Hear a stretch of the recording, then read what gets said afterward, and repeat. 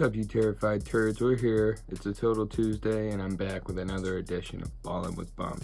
Entering week 3, we have 8 undefeated teams. We're going to start that off with the Believe It or Not Bills, the fortunate 49ers, Patriots, the Rams, the Chiefs, the Packers, all usual suspects. The Cowboys coming out playing brilliant, and I guess we can throw the Lions in there even though they have a tie.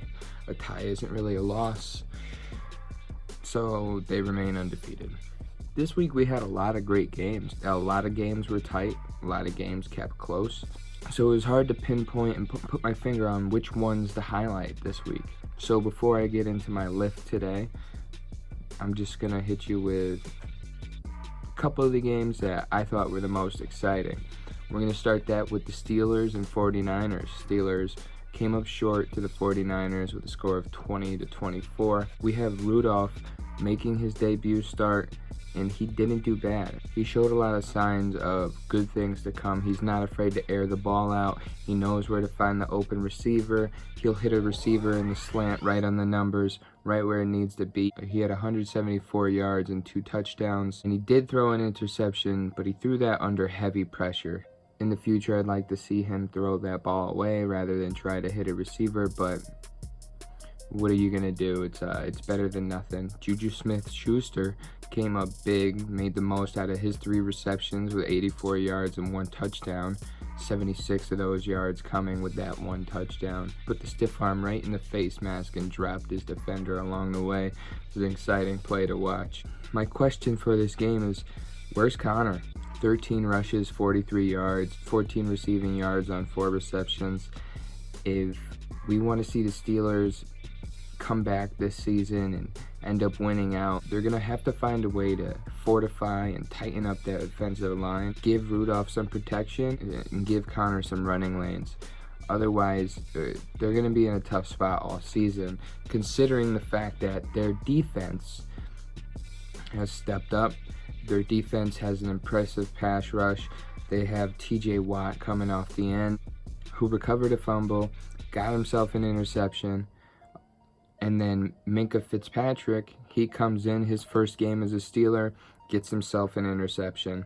Garoppolo had one hell of a game, 277 yards and a touchdown on that comeback drive. He also did throw 2 interceptions though, but he seemed very poised in the pocket, and he also withstood a lot of pass rushing, stayed patient, made his check downs, got everybody involved on the receiving end. The 49ers have a very impressive rushing game, 165 yards on the ground, getting 3 different backs involved. Part of that because of the fullback Juszczyk, who he got out there, he made a couple incredible catches. He's in there, he's blocking, making lanes for his running backs. Just being everything you want out of a fullback. So the 49ers remain undefeated. The Steelers remain without a win. From there, let's move on to the Saints and the Seahawks. That game went to the Saints 33-27.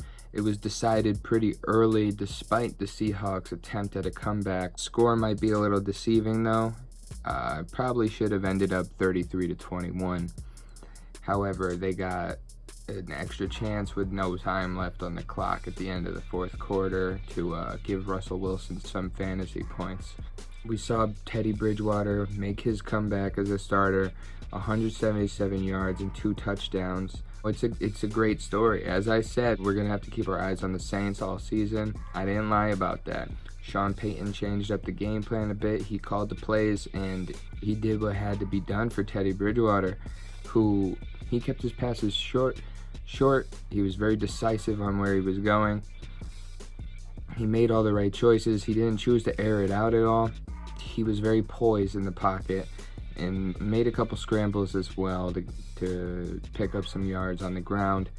Alvin Kamara comes up big with 69 yards on the ground and a touchdown and 92 yards receiving. Well, he was just another one of the weapons that Bridgewater used, but he virtually used every single receiver and back that they have on the team. He made his reads and did what he had to do to secure a win for his team, and so did the defense, and so did special teams.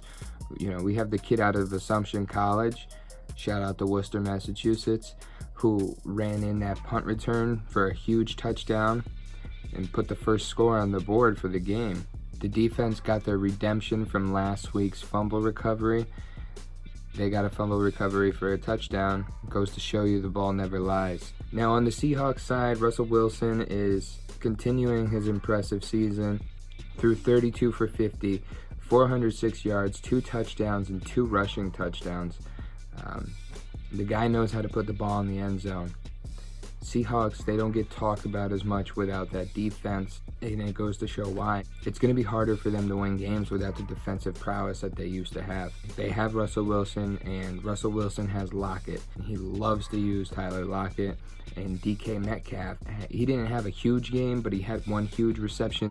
That was an exciting play to watch, and that's what I love about football. I love exciting plays, but what I really love about football is defense. So let's move on from there to the Rams and Browns game, which was a complete defensive showing. 2 strong pass rushes, and then we had the Browns secondary, which ended up being a little bit scary. They picked off Goff twice, whether it be off tipped passes or not. They got 2 interceptions. To me, you know, those 2 interceptions, they were both off tipped passes. And that just goes to show you that Goff is a very accurate passer, always hitting his mark. He had 269 yards and 2 touchdowns. Todd Gurley, considering everything that we've heard of Todd Gurley, 14 rushes and 43 yards isn't a bad game for the guy. They didn't use Brown as much in this game. Not sure why, but hopefully moving forward, if they want to get a rushing game involved, they're going to have to use that 2-headed monster. Comeback Cup came up huge for Jared Goff with 2 touchdowns, and these scoring efforts came late in the game. The game went into halftime 6-3. We saw the Browns make an effort towards a team that not a lot of people gave them a chance for. The Browns lost that game. The Rams didn't win that game. The Browns lost that game.